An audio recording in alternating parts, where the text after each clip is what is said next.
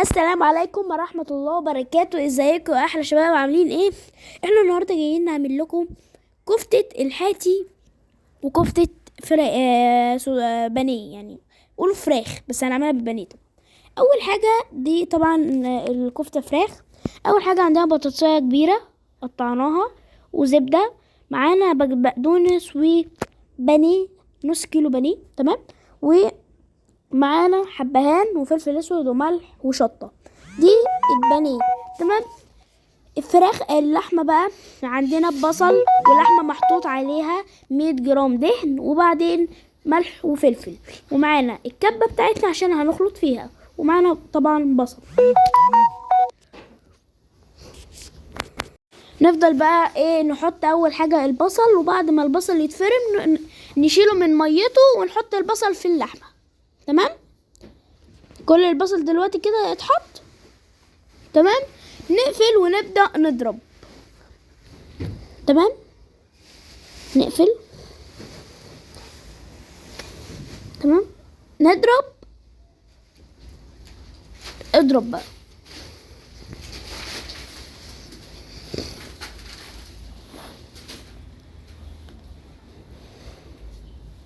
تمام. بعد ما تضرب هتحط البصل في اللحمة. هناخد بس معلقتين من الملح. تمام. هنحطهم في اللحمة. تمام. هنحطهم في البصل قصدي، يعني معلش. هنفضل بقى نضرب تاني. تمام. ده البصل بعد ما شلناه من المية بتاعته هنحط عليه اللحمة ونفضل نضرب بقى.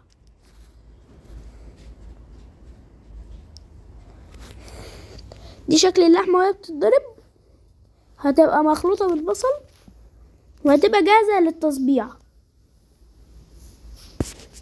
تصبيع الكفتة. تمام. تفضل تضرب بقى. ده هذا هو الشكل النهائي. تمام. هتحط بس عليها معلقة فلفل. تمام. نحط الملح بقى والفلفل. تضرب. تفضل تضرب لغاية ما الفلفل والملح يدخلوا في اللحمة. تمام.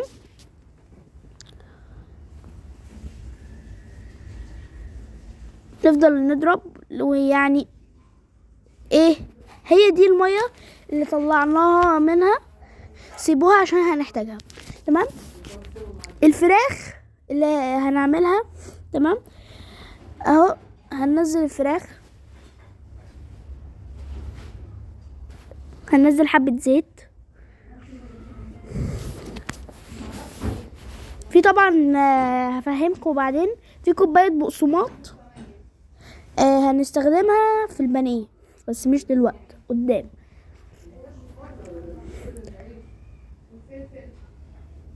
تمام. في بيضة مادة ربط.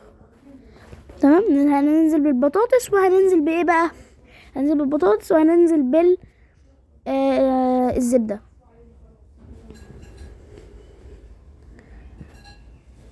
تمام. تمام. نبدأ بقى نضرب الزبدة والبطاطس، نضربها، بعدين ننزل بباقي البهارات، وطبعا ما ننزلش بقدونس. البيضة دي مادة ربط زي ما قلت لكم. هننزل بالبهارات كاملة متكاملة.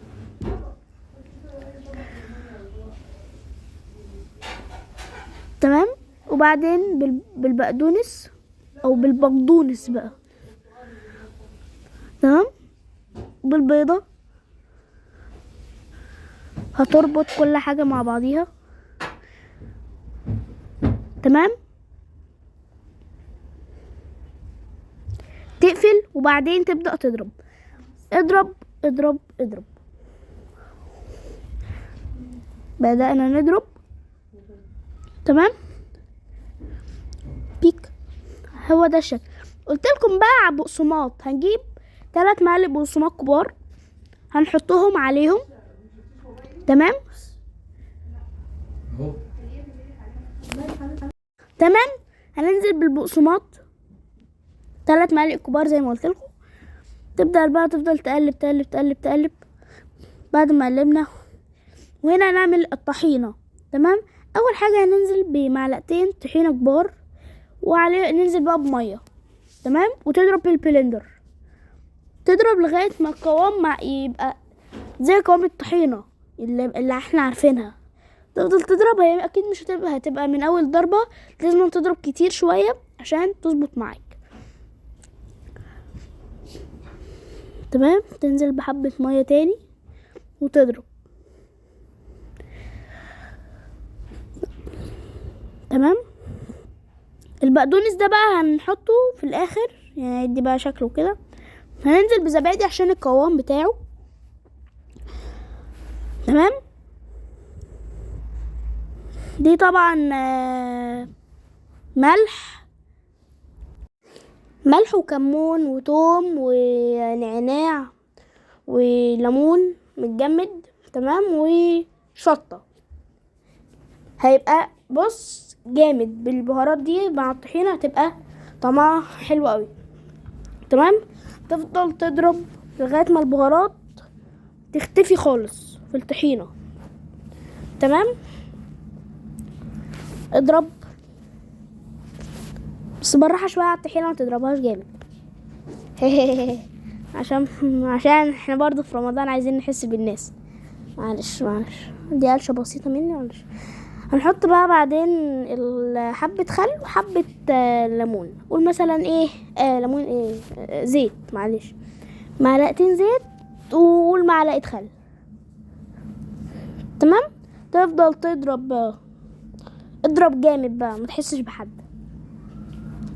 اضرب. تمام. تضرب لغاية ما الطحينة بقى تبقى بالقوام اللي انت محتاجه. تمام.